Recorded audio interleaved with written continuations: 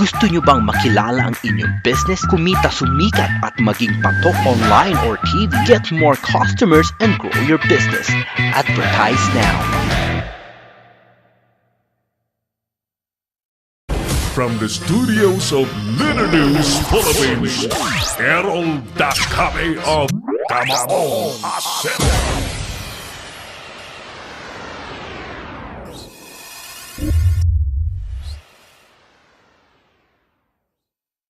Oh, by the way, kumusta po ang ating mga best friends? Mga kaibigan po, ang mga kaibigang mga opisyal at kasapi ng Central Luzon Media Association. At especially sa ating kaibigang Pangulo po, napakasipag, matalino, at napakaraming nagagawa sa kanyang pamumuno dyan sa CLMA, si Mama Mel Seriaco. Ayan. Ate Mel, kumusta ka na dyan? Magkakaroon na yata sila ng General Assembly meeting. Ayan. Ang CLMA, magkakaroon po ng General Assembly meeting sa darating na February 14 up to 15. Diyan po sa Gambitala Elementary School sa Pantabangan, Nueva Ecija. Ayan. So, I don't know kung magkakaroon ba ng election yan. Hindi, magkakaroon pa yata ng ito. Nice natin itong supportan.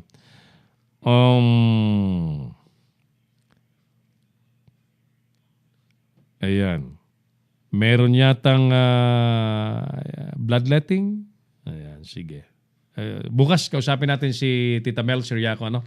Para may anunsyo po natin ang tama itong General Assembly meeting and other meaningful activities ng Central Luzon Media Association. Alright, tuloy tayo. Dumako tayo ngayon sa ating special segment ng ating palatuntunang Kamaong Asero sa Mano Mano.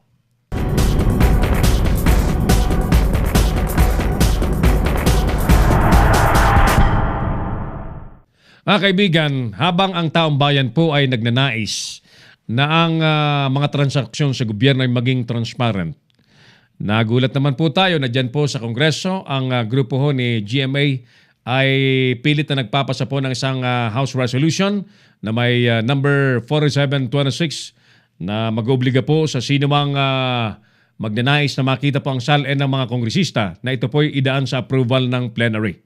And therefore, sa madaling sabi, itinatago po nila sa publiko ang SALN ng mga mambabatas, especially ng mga kongresista. So, nice po natin itong maitanong sa isang dating mambabatas at nagbabalik po bilang congressman. Naglingkod na po sa Baguio City bilang kongresista. No other than Attorney Nick Aliping. Attorney, magandang hapon sir. Welcome po sa Kamaong Asero live sa Little News Philippines at sa Pinoy Extreme Channel, sir. Magandang hapon naman, Errol, sa ating programa Kamaong Asero. Yes, sir. It's our pleasure to have you once more. All right. Ano po ang dating sa inyo? No, marinig po ninyo at mabasa po ninyo sa mga dyaryo na may ganyang resolusyon na isinusulong po sa Kongreso? Kung mamarapatin po ninyo, ang posisyon po natin dyan ay dapat lang po na isa publiko. Mm-hmm. Ang lahat ng transaksyon o dokumento ng isang public official. Yeah. This rests on the principle that public office is a public trust. Right. Therefore, every public officer must have to be accountable to the people and transparent to the people as well. Mm-hmm. Agree. Yun po ang posisyon natin. Opo. So, kayo po ay hindi sangayon sa ginagawa ng mga mambabatas ngayon. In fact, nasa second reading na, papunta na sa third reading. Ano po ang implication po nito as a whole sa Kongreso, Congressman Nick? Well, ang pagkakalam po natin, dahil yan po ay isang House bill, Apo. hindi pa naman aprobado Yes, sa sir. third and final reading, Yes, sir. sigurado po yan na maraming mangyaring interpellation dyan at mga posisyon ng iba't ibang kongresista. Apo. Ganyan pa man, ang aking personal na kaisipan dyan ay dapat ito po ay isa publiko. Mm-hmm. Dahil nga bilang isang opisyal ng gobyerno, Mm-hmm. marapat lang na ipakita mo lahat kung ano ang iyong pag-aari. Tama po. Alright.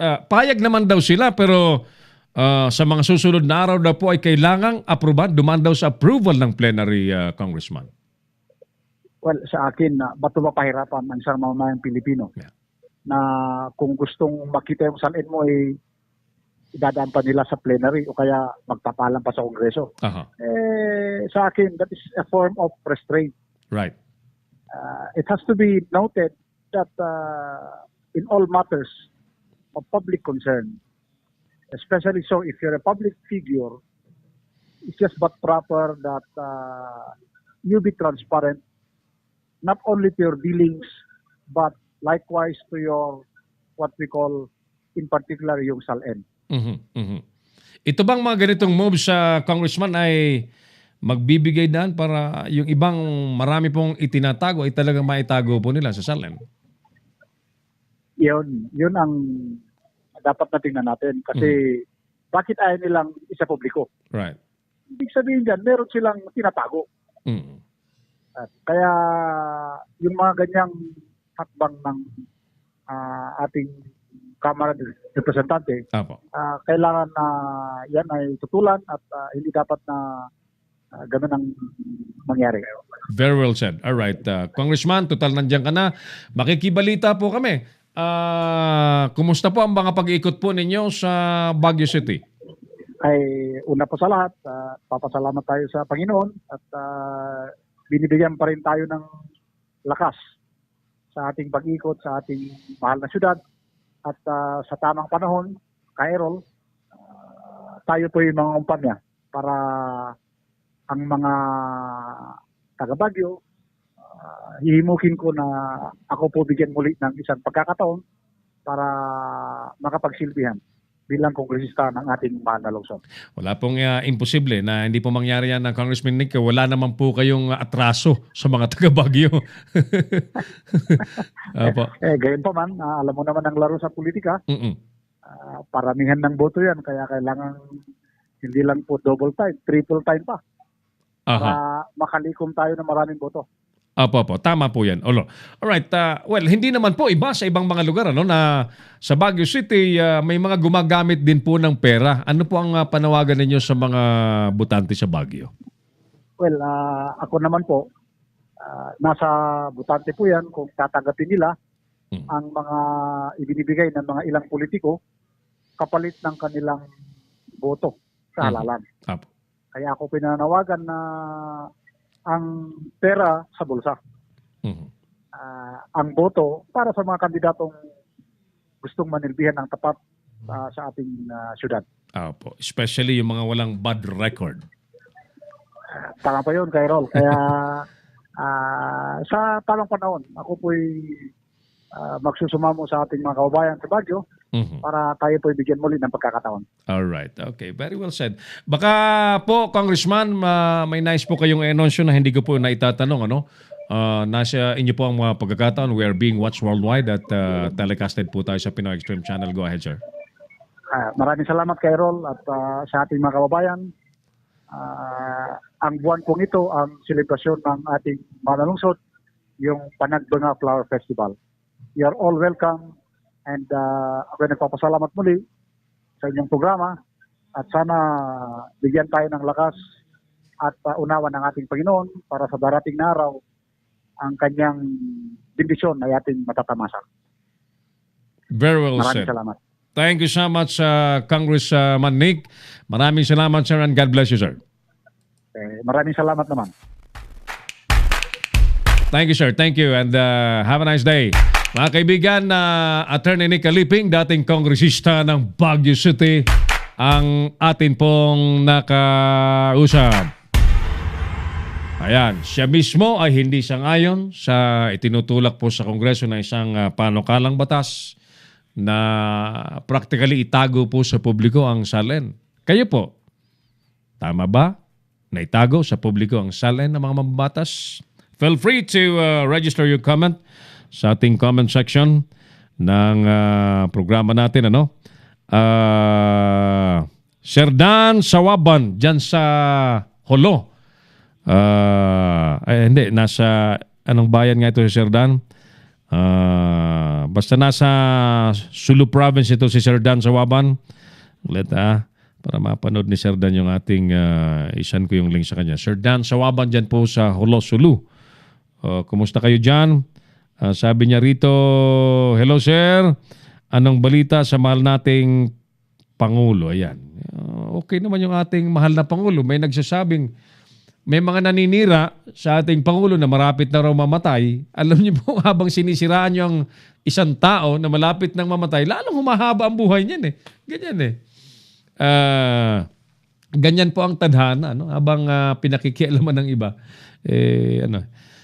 Ang ating Pangulo po ay may fixed term na 6 years. Ano? So, ayan namang mga bali-balitang yan, hindi naman epektibo yan. Bagkos yan po ay nagre-resulta tuloy sa disinformation at sana ang ibabalita ng iba yung mga totoo lamang. Engineer William Bragais dyan sa United Arab Emirates, Primong Sarsi Consulta, si Wilson Cabanas, Sir Wilson Cabanas ng MCBO NCR. Kumusta po kayo? Partner Oliver De Leon dyan sa Tuguegarao City. Gusto kong magkausap tayo, Sir Oliver, para yung ating website ay matapos na finally nang magamit na natin, Sir Oliver. At kumusta rin kay Dr. Sam Garcia, ang presidente po ng Philippine Chamber of Commerce and Industry, Cagayan Chapter. Ayan.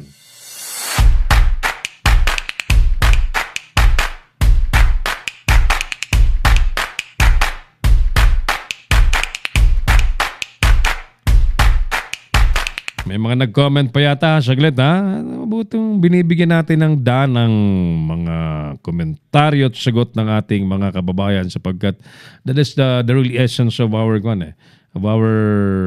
program, listening to the voice of the people. Ano? Boses mo ng taong bayan ang mahalaga po rito kaya nga't tayo po ay may ganitong programa. O else, sino pang may comment?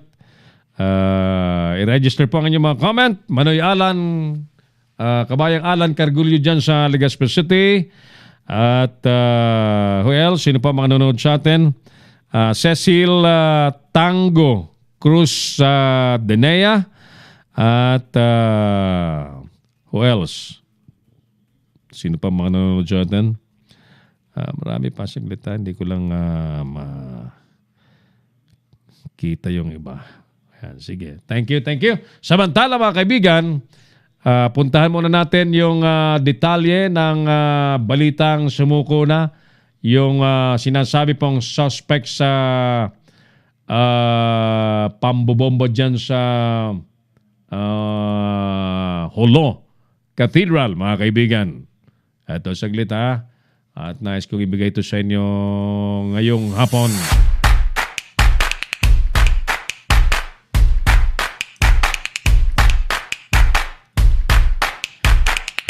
Kinumpirma mga kaibigan ni PNP Chief Director General Oscar Albayalde ang pagsuko ni alias Kama na isa umano sa may kinalaman po sa pagpasabog sa Cathedral sa Holo. Kasama po ang 4 na iba pang mga kasama nito. Kinilala po ni Albayalde mga kaibigan ang mga sumuko na sina Kama El Pai or Pae alias Kama, Albaji Kasia Gadjali alias Awag, Rajan Bakil Gadjali alias Rajan, Kaisar Baikal Gadjali alias Isal at Salit Ali alias Papong, umano'y mga pawang kasapi ng bandidong Abu Sayyaf. Ang pahayag ng PNP Chief sa naturang impormasyon ay ginawa sa isang pulong sa mga mamamahayag sa Campo Crame. Ayon po kay Albayalde mga suki, napilitan daw pong sumurrender ang mga suspect dahil sa walang tigil na pagtugi sa kanila ng mga militar. Sinasabing hindi pa daw umaamin si Kama sa krimen na kinamatay po ng 20 katao at pagkasugat ng 100 iba pa. Subalit itinuturo po siya ng kanyang mga kasamahan na sumurrender din at ito na po ang nagkaloob ng suporta sa suicide bomber na taga Indonesia. Mag-asawa raw na taga Indonesia. Pero dito sa isyong ito, magkakontra ang payag ng Pangulong Duterte at yung tagapagsalita po ng Armed Forces of the Philippines ni Arevalo. Ng Philippine Army ba yun si Arevalo? Medyo magkahiwalay, medyo hindi magkatugma. Una pong sumuko umano si Kama na sinundan naman ng 4 na iba pa. So, tingnan natin kung anong kalalabasan po ng kasong yan o ng krimen na yan. Yan ba'y idideklara ng PNP at ng nasa gobyerno na solve na ang kaso? At anong gagawin nila dyan sa mga suspect? Yan ba'y ano bang parusa niya na pumatay ng 20 at nagkaroon pa ng mga kritikal na 100 pang iba pang mga tao.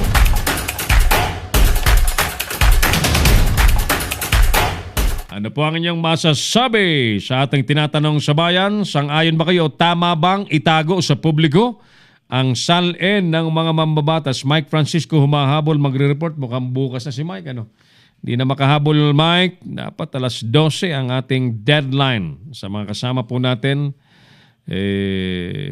para lahat tayo makasakay sa ating programa. Alas 12 ng tanghali, pasok na dapat ang ating mga materyales. Okay, what else mga kaibigan? Tuloy tayo sa iba pang mga issue. Sa kabila po ng sobrang higpit ng gobyerno at yung kampanya laban sa droga, bakit ba tuloy-tuloy na may mga nagpapasok na droga sa bansa? At nauhuli na lamang na nandito na sa Pilipinas. Ayan. Saan kaya ito nang gagaling? But it has been a public knowledge na ang bulto po ng drugs, yung mga naunang pumasok na bulto-bulto ng drugs ay galing China. O ngayon may panibagong bulto po ng drugs. Halos 500 kilo, nagkakahalaga raw po ng 500 kilo ba yan or 3.5 milyong pisong halaga ng shabu. Nasamsam po sa Milaur, Camarines Sur sa Bicol region. Ayan, taga Cavite pa yung mga suspect. Nagtataka lamang tayo Nagtataka lamang tayo na sa halip na mabawasan, matigil ay lalo tuloy dumadami.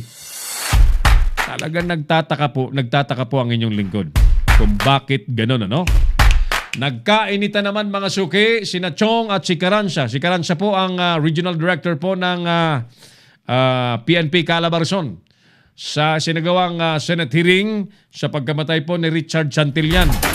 Pilit pong ipinatututsada ni Carranza na si Richard Santillan ay kasabwat daw po ng mga kriminal ng highway robbery at kung ano-ano pang krimen na hindi naman po matanggap at patuloy pong pinabubulaanan ni dating Congressman na Glenn Chong sapagkat ang kanyang aide ay kasama niya halos sa lahat ng oras maliban po sa panahon na yon na medyo may ibang aktibidades si Richard Santillan na nag-charity yata.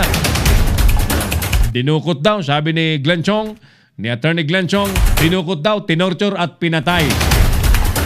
Doon po sa initial na statement ng NBI na nirequest po ng pamilya ni Richard Santillan at ni Attorney Glenn Chong na imbestigahan sapagkat walang tiwala ang pamilya ni Richard Santillan sa ginagawang investigasyon ng PNP sapagkat ang akusado po ay PNP. Mga pulis. Mga pulis. So hiniling po nila sa NBI na imbestigahan ng National Bureau of Investigation ang naturang kaso. Akalain mo, ang sabi po ng taga-NBI, ng Deputy Director, 2 sulat daw siya sa PNP Chief at hinihingi yung mga records. Lahat ng records hinihingi. Hindi raw sinasagot ng PNP Chief. Bakit? Bakit kaya? Bakit kaya? Anyway, patuloy po nating babantayan yung kasong yan sapagkat ang alam po natin ay si Attorney Glenn Chong na tumutuligsa sa mga anomalya sa Smartmatic at sa Comelec ay naniniwalang siya ang target ng pamamaslang. Subalit ang pinitik daw ay si Richard Santillan sa paniniwalang siya ay matatakot. Pero hindi naman po daw natatakot si Attorney Glenn Chong. Bagkus ay kumandidato nga siya sa pagkasenador ngayon para lalo niyang may pagwagwagan ang mga anomalya sa ating lipunan at lumalabas na pati ang ilang mga opisyal ng PNP ay patuloy na sumasangkot din sa kung ano-anong anomalya. At ngayon po'y yun ngang inaakusahan ng pamilya ni Richard Santillan at ni Attorney Glenn Chong nang may gawa ng pagkamatay ni Richard Santillan ay ang mga pulis dyan sa Calabarzon, especially sa Rizal Province.